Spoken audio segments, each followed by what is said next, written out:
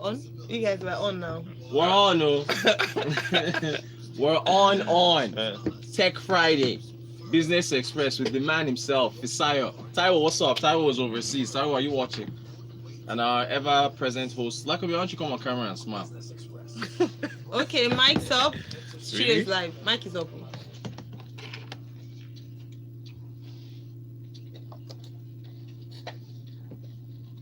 Lagos City, good morning. I hope nobody listened to Valentine that was telling you to take a shower with cold water in this weather. He wants to give people pneumonia. Fisayo is with me here on Business Express Tech Friday. Good morning to you, sir. Good morning. You took a bath with hot water, I hope. I took mine with hot water. It's cold out there. I'm not even sure what. Yeah, hot water. Yes, Okay, good. It was warm one.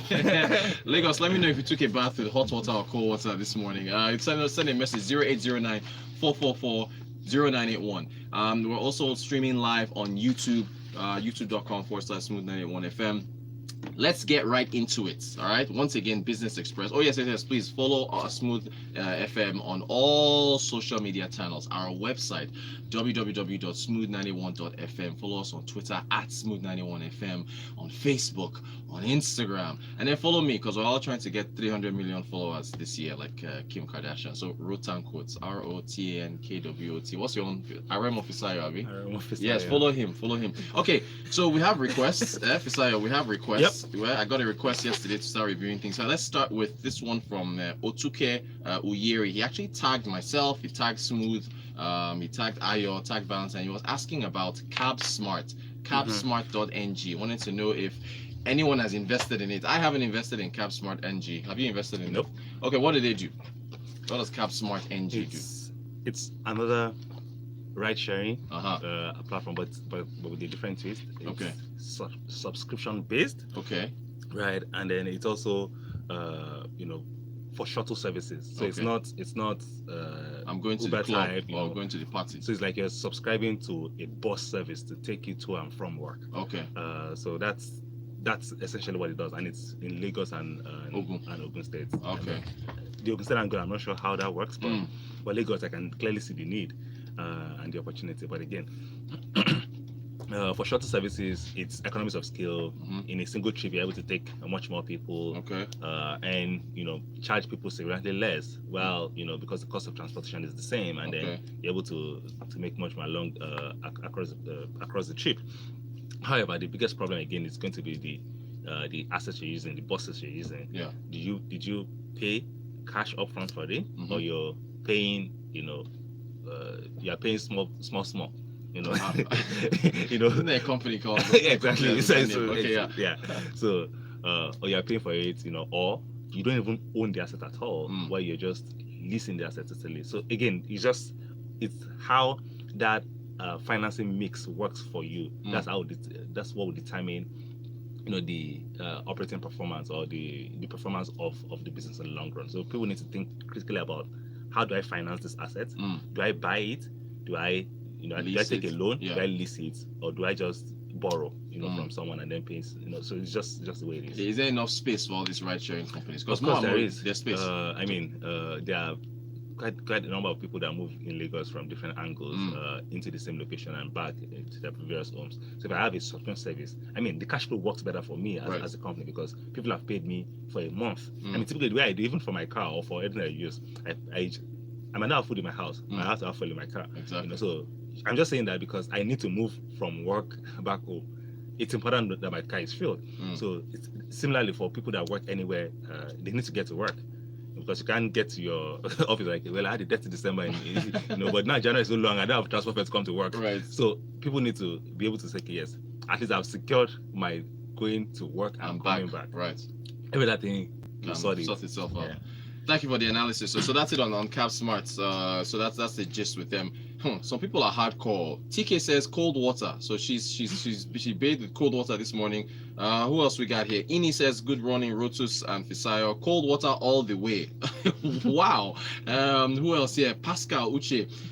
Cold water does it for me. I like the chills it gives me. You guys are flirting with pneumonia, hardcore people. Let's see here. Ifai from Iba. it will be cold water as well. There's not one person here who has used hot water.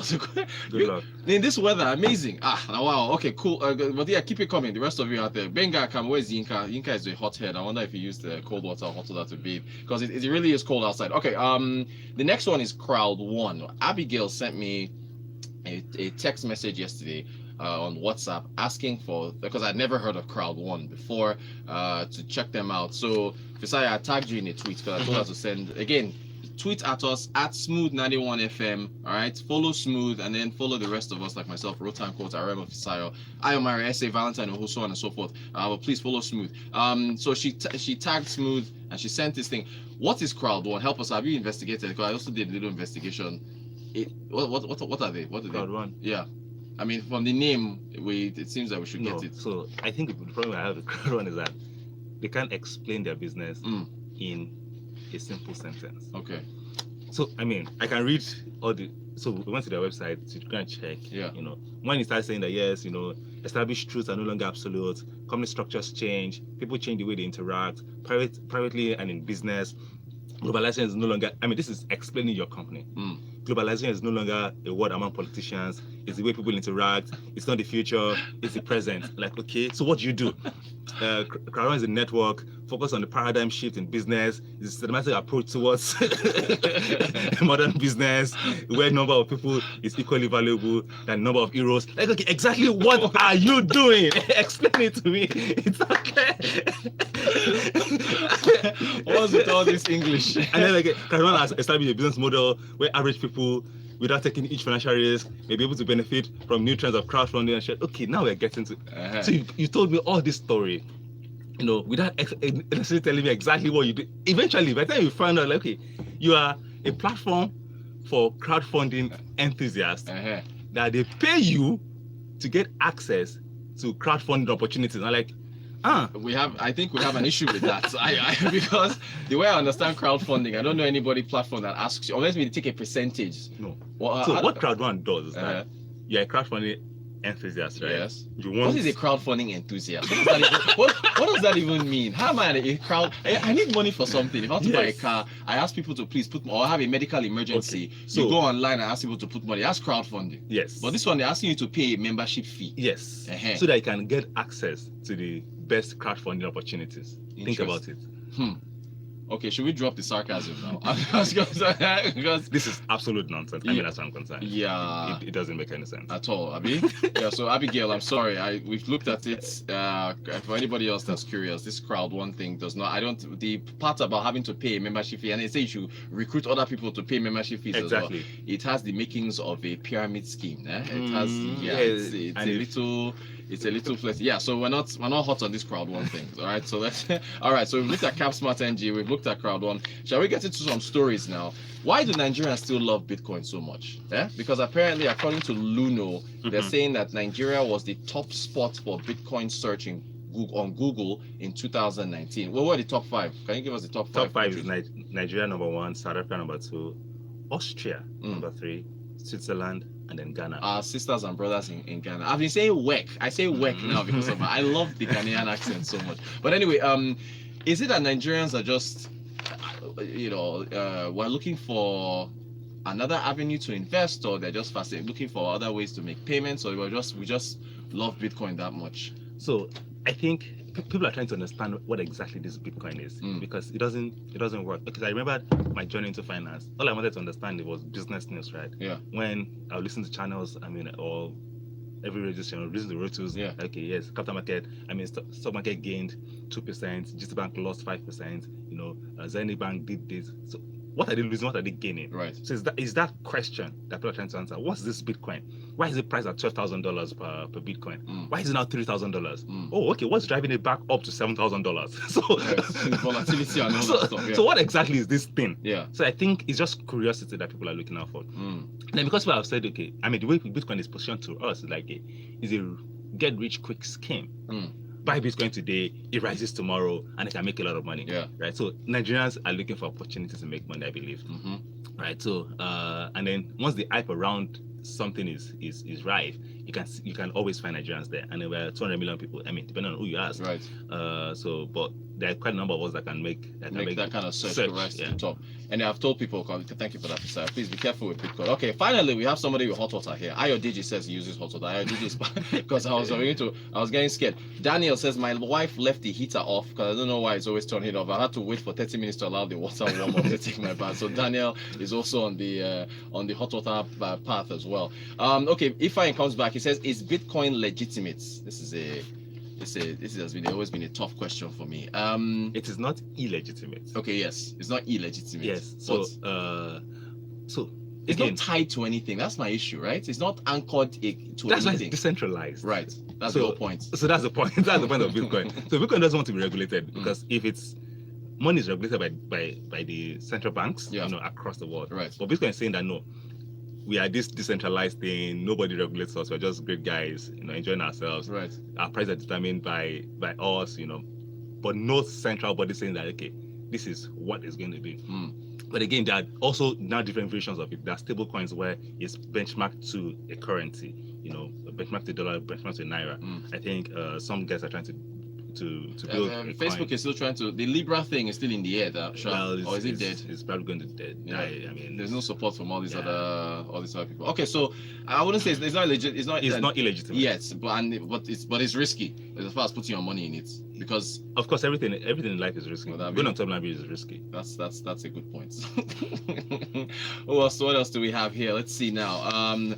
Okay, let's quickly talk about this. MTN, gosh, again and again in the news. Help us out here, Fisaya. It says MTN faces lawsuit over alleged breach of U.S. Anti-Terrorism Act. What's happening here? They released a statement on Monday saying that when America comes after you, it's not fun. This isn't Nigeria asking them to pay fines, or there are issues with Uganda or any of these other regional African countries. This is Donald Trump's America coming after them. What's happening? And it's over what? It is involved something involving the Taliban in Afghanistan. I didn't even know MTN was in Afghanistan. The reach of this company is something else. Help us out. So what's going on there? What have they been accused of? So basically, MTN is a telco. I mean, everyone knows that. Telco in Afghanistan. So because of the terrorist activities going on in the country, that's in Afghanistan, right? Afghanistan, yes. Right. So.